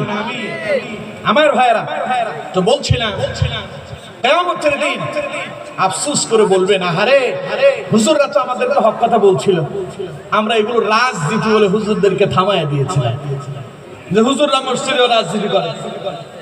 আমার ভাইরা বিশ্বাস করে, ওয়াল্লাহি আমরা আলেমরা, আমাদের মাঝে আওয়ামী লীগ, বিএনপি, জাতীয় পার্টি, জাসদ, বাসদ, হেফাজত, চরমনাই, আহলে হাদিস যা আছে সবাই আমাদের কাছে এক। ইমাম সাহেব যখন ইক্তেদা করেন, ইমাম সাহেব যখন ইমামতি করেন, তখন তিনি বলেন আনা ইমামুল লিমান হাদারা ওয়া মান ইয়াহদু, উপস্থিত যারা আছে এবং যারা এক হবে আমি সবার ইমামতি করছি। তিনি এই কথা বলেন নাই যারা জামাত ইসলাম করে আমি তাদের ইমাম, যারা হেফাজত করে আমি তাদের ইমাম, যারা চরমনাই করে আমি তাদের ইমাম, যারা আওয়ামী লীগ করে আমি তাদের ইমাম, যারা বিএনপি করে আমি তাদের ইমাম, এই কথা বলেন না। বরং তিনি বলেন যারা আছে এবং যারা আসবে আমি সবার ইমাম। ঠিক কিনা? সুতরাং ইমাম সাহেবরা আপনাদের কল্যাণ চায়, আলেমরা আপনাদের কল্যাণ চায়, আমরা আপনাদের কল্যাণ চাই। আমরা আপনাদের শত্রু নই, আমরা আপনাদের বন্ধু। ঠিক কিনা? আর আমাদের কথা যদি না শোনেন, কিয়ামতের দিন আপনি আফসোস করে বললেন ওয়া কুন্না নুকাজ্জিবু বিয়াউমিদ্দিন, এই দিনকে তো অস্বীকার করেছিলাম, এই দিন সম্পর্কে বহু শুনেছি কিন্তু এই দিন সম্পর্কে তো মানতে পারি না। এরপরে এবার আপনি বলবেন হাত্তা আতানাল ইয়াকিন, দেখতে দেখতে মালাকুল মউত আমাদের কাছে এসে গেছে। আর দুনিয়ার এই খেল তামাশায় মগ্ন থাকতে থাকতে মালাকুল মউত আমাদের জান কবজ করে ফেলেছে। আজ আমাকে এই জাহান্নামে আসা লাগছে। আমার ভাইরা, সুতরাং আল্লাহ রাব্বুল আলামিন আপনাকে যে সময় দিয়েছেন, আল্লাহ সেই কথাই বলছেন ওয়াল আস, মহাকালের শপথ, ইন্নাল ইনসানা লাফি খুসর, সব মানুষ ক্ষতিগ্রস্ততার ভেতরে আছে। কারা ক্ষতিগ্রস্ততার ভেতরে আছে? যারা সময়কে মূল্যায়ন করতে জানে না। এই যে যাদের কথা এখন বলেছি, এরা ক্ষতিগ্রস্ততার ভেতরে আছে। সুতরাং আমরা কি ক্ষতিগ্রস্ততা চাই না সফলতা চাই? আরো জোর বলেন, ক্ষতিগ্রস্ততা না সফলতা? আমার ভাইরা, আপনার জীবন থেকে সময় চলে যাচ্ছে, দেখতে দেখতে আপনার জীবনের 60, 70 বছর, 80 বছর, 100 বছরের হায়াত কমে যাচ্ছে। আমরা মনে করি 2020 সাল আমাদের থেকে বিদায় নিয়ে 21 সাল এসেছে, আমরা মনে করেছি 1 বছর বেশি হায়াত পেয়েছি। এরকম ভাবনা না আমাদের? আসলে কিন্তু নয়। আসল কথা হচ্ছে 2020 সাল আমাদের মাঝ থেকে বিদায় নেওয়া মানে আমার জীবন থেকে 1টা বছর কমে গিয়েছে, আমার মৃত্যুটা আরো সন্নিকটে এসেছে। আমার ভাইরা, হযরতে আল্লামা ইমাম রাজি রহমাতুল্লাহি আলাইহি তিনি এক মনীষীর উদ্ধৃতি দিয়া তাফসীরে জালালাইনের ভিতরে এই বিষয়টা তিনি নিয়ে এসেছেন যে এক মনীষী, তিনি সূরা আসরের তাফসীর বুঝতে তার অসুবিধা হয়ে যাচ্ছে, তিনি বুঝতে পারছেন না। তিনি বললেন, লোকটা আল্লাহর সেই ওলি বুজুর্গ ব্যক্তিটা একদিন বাজারে গেল। তিনি বাজারে গিয়া শুনতে পেলেন বাজারের এক কোণা থেকে কোন একজন লোক ডেকে ডেকে বলছে, তার প্রতি রহম করো যার মাল ফুরায়া যায়, তার প্রতি অনুগ্রহ করো যার সম্পদ শেষ হয়ে যায়, তার প্রতি রহম করো যার সম্পদ বলে যায়, তার প্রতি রহম করো। সেই বুজুর্গ লোকটা চিন্তা করলো, কে এরকম চিৎকার করে করে রহম করতে বলে। তিনি ওই লোকটার কাছে গিয়ে দেখতে পেলেন এই লোকটা একটা বরফ বিক্রেতা। সে মানুষদেরকে বোঝাতে চায়, আমার ভাইরা, আমার এই বরফগুলো যতক্ষণ বরফ আছে ততক্ষণ এর দাম আছে, গলে যতক্ষণ না পানি হয়ে যায়, পানি হওয়ার পূর্ব পর্যন্ত দাম আছে, যদি পানি হয়ে যায় আমার এই বরফের আর কোনো দাম নাই। সুতরাং আমার এই বরফগুলো বরফ থাকা অবস্থায় তোমরা কিনে নিয়ে যাও আর আমার প্রতি তোমরা রহম করো। আল্লাহর সেই বুজুর্গ লোকটা আল্লাহু আকবার বলে তিনি চিৎকার মেরে উঠলেন আর বললেন, সূরা আসরের তাফসীর আমি বুঝতে পেরেছি। তার মানে আল্লাহ পাক বোঝাতে চাচ্ছেন মানুষের জীবন বরফ গলে যাওয়ার মতো। আপনার জীবন থেকে একটা সেকেন্ড, একটা মিনিট, একটা ঘন্টা, একটা দিন, একটা দিন, একটা সপ্তাহ, একটা মাস, একটা বছর করে করে আপনার জীবন থেকে আপনার আয়ুকাল পুরায় যাচ্ছে, আপনার হায়াত শেষ হয়ে যাচ্ছে। যত সময় চলে যাচ্ছে তত আপনি মৃত্যুর সন্নিকটেই চলে যাচ্ছে। আমার ভাইয়েরা, এই মাহফিল থেকে উঠে বাড়িতে ফিরে যেতে পারবো এই রকম গ্যারান্টি আমরা কেউ দিতে পারি নাকি? আমরা কেউ গ্যারান্টি দিতে পারি না। সুতরাং সব সময় জীবনের শেষ সময় মনে করি জীবনটারে যদি কাজে লাগাতে পারি, আল্লাহ রাব্বুল আলামিন বলেন তোমার জীবন সফল হয়ে যাবে। আমার ভাইরা, যদি ক্ষতিগ্রস্ততা থেকে বাঁচতে হয়, এই বিপদ মুসিবত থেকে যদি বাঁচতে হয়, সময়টারে কাজে লাগাতে হবে। আল্লাহ রাব্বুল আলামিন বলছেন সব মানুষগুলো ক্ষতিগ্রস্ত, ইন্নাল ইনসানা লাফি খুসর, সব মানুষগুলো ক্ষতিগ্রস্ত। তবে হ্যাঁ, ইল্লাল্লাযীনা আমানু, যারা ঈমান এনেছে, ঈমান যারা এনেছে, যারা পড়েছে লা ইলাহা ইল্লাল্লাহু মুহাম্মাদুর রাসূলুল্লাহ সাল্লাল্লাহু আলাইহি ওয়াসাল্লাম, যারা ঈমান এনেছে, কালেমা পড়েছে, মুখে উচ্চারণ করেছে, অন্তরে বিশ্বাস করেছে, বাস্তবে রূপান্তরিত করেছে, চেষ্টা করেছে কালেমার উপরে টিকে থাকার জন্য, আল্লাহ রাব্বুল আলামিন বলছেন তারা ওই বিপদ থেকে, মুসিবত থেকে বেঁচে গেল। সুবহান। ঈমান, ওই যে আবু বকর বলছিলেন কালা দেখে যে তোমার এই জীবনের মূল্য তো সেই সময় হবে যদি তোমার ভিতরে ঈমান থাকে। ঈমান যদি না থাকে এই জীবনের কোনো মূল্য নাই। ঈমান হচ্ছে বীজের মতো। বীজ চেনেন আপনারা? আটি আর কি, আটি। আম খাওয়ার পরে ভেতরে যে বিচি থাকে ওটাকে আপনাদের এখানকার ভাষায় কি বলে? আটি।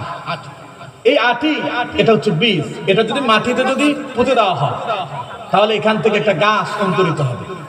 ঈমান হচ্ছে এরকম বীজ। আর ওয়ামিলুস সালিহাত, আমল হচ্ছে একটা বৃক্ষের মতো। ঈমান এবং আমল দুটো বীজ এবং বৃক্ষের মতো। যার ঈমান আছে তার জীবন সফলতার দিকে যাচ্ছে, আর যার ঈমান নাই তার জীবন বিফলতার দিকে যাচ্ছে। মনে রাখবেন, শুধু কালেমা পড়লেই আপনি মুসলমান হয়ে গেছেন বিষয়টা এই নয়। একটা বীজ যদি আপনি যদি মাটিতে যদি ঢেকে দেন, যদি বীজ থেকে যদি চারা অঙ্কুরিত না হয়, গাছ যদি বের না হয়, তাহলে আপনাকে বুঝতে হবে এই বীজটা মাটিতে চাপা পড়ে গেছে। ঠিক তেমনি ভাবে আপনি ঈমান এনেছেন, কালেমা পড়েছেন, যদি আমল যদি না করেন তাহলে বুঝতে হবে আপনার ঈমানের উপরে শয়তানের আসর পড়েছে, তাও আপনার এই জীবনটাকে শেষ করে দিচ্ছে। সুতরাং আমার ভাইরা, ঈমান আপনার থাকা লাগবে। ঈমান হচ্ছে একজন মুসলমানের জীবনের একটা অ্যাকাউন্ট। ঈমান এটা হলো অ্যাকাউন্ট। ঈমান থাকার পরে আপনি যত কাজ করবেন, প্রত্যেকটা ভালো কাজের বিনিময়ে আল্লাহ পাক আপনার আমলনামাতে সওয়াব লিপিবদ্ধ করবেন। সুবহানাল্লাহ। ঈমান যদি না থাকে, আপনি যদি দান করেন সওয়াব হবে না। ঈমান নাই, আপনি মসজিদ করে দিলেন, মাদ্রাসা করে দিলেন, আপনার কোনো সওয়াব হবে না।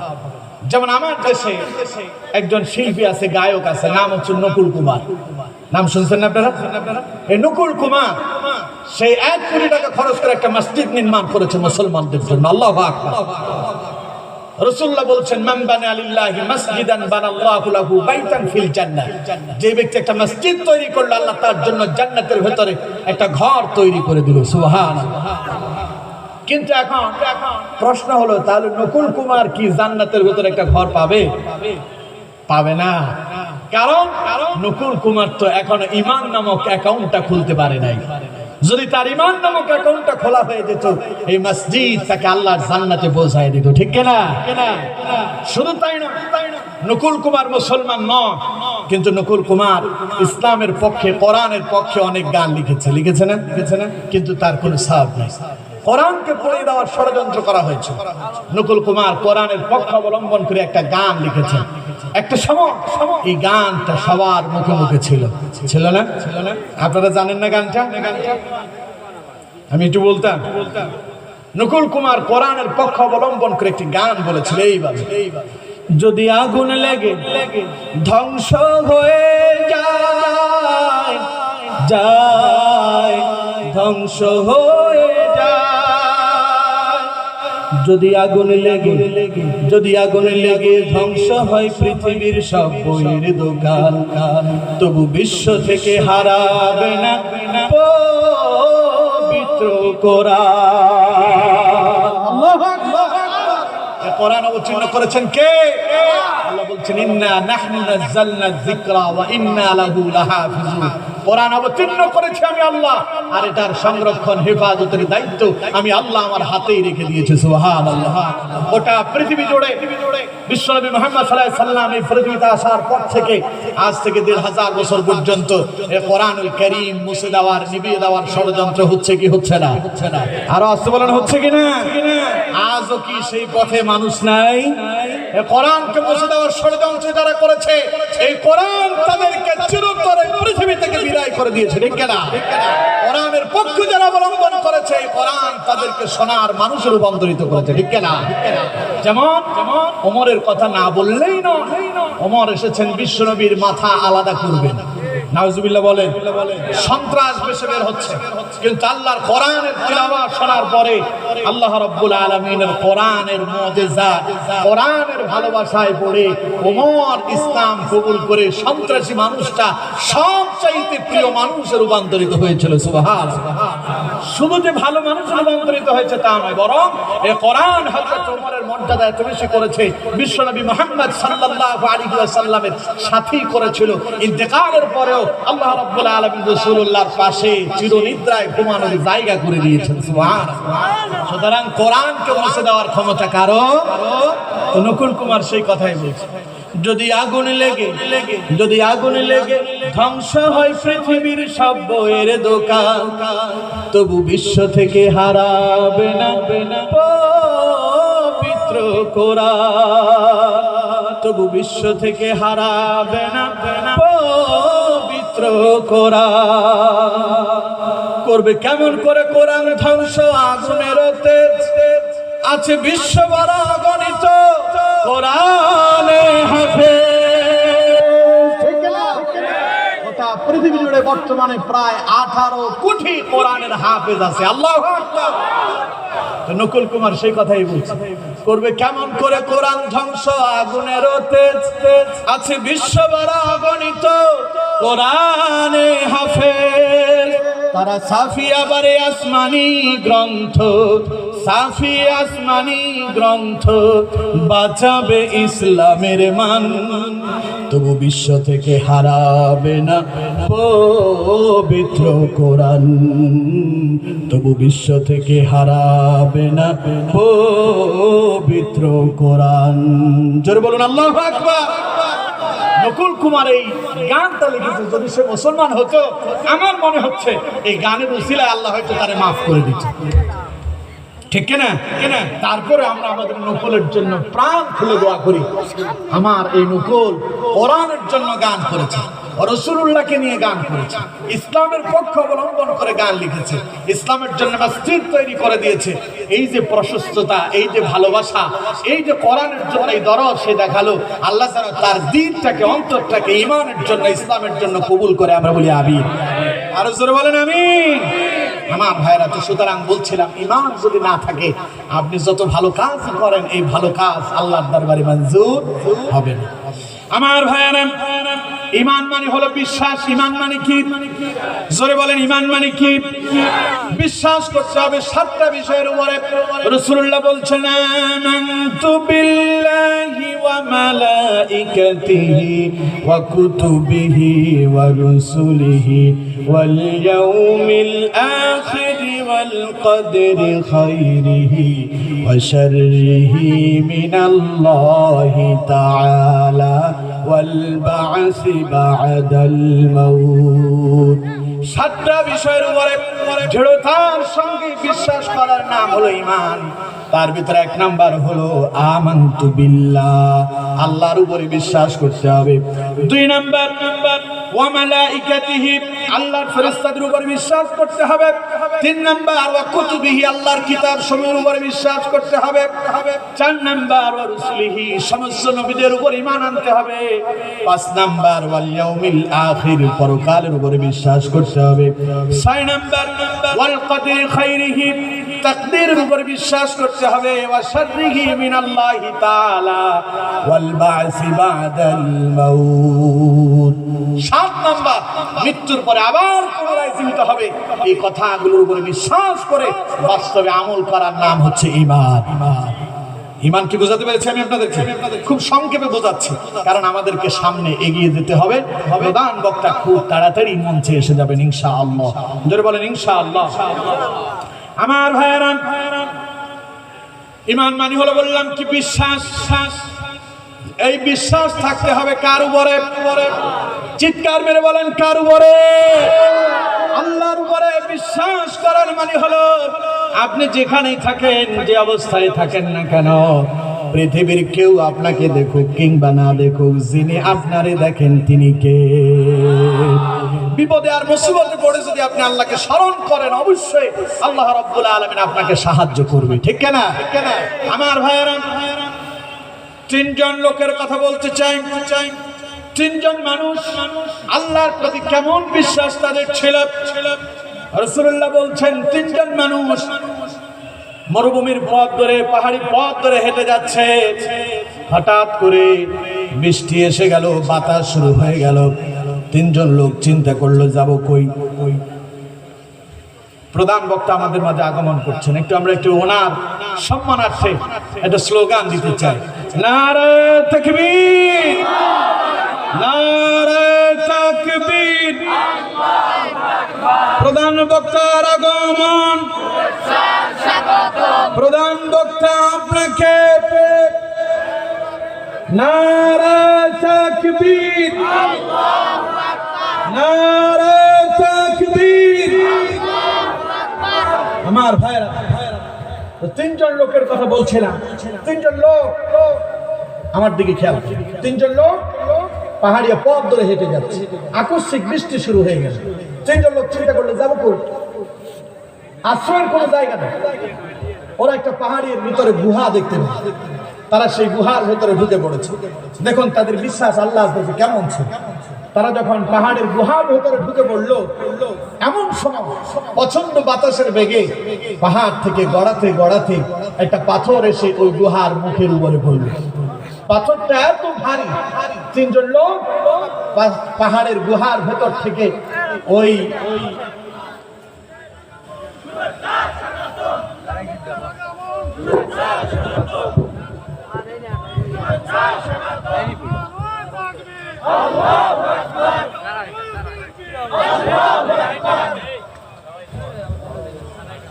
আপনারা দাঁড়াইয়েন না।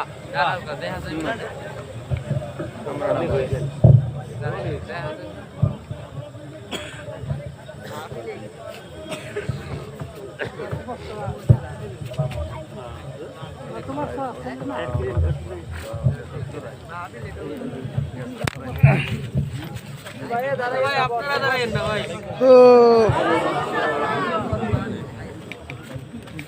এছাড়া কোনো উপায় নাই। আলহামদুলিল্লাহ, সবাই ধৈর্য সহকারে বসেন। যারা দাঁড়িয়ে আছেন দয়া করে বসে পড়ুন। যারা দাঁড়িয়ে আছেন দয়া করে বসে পড়ুন।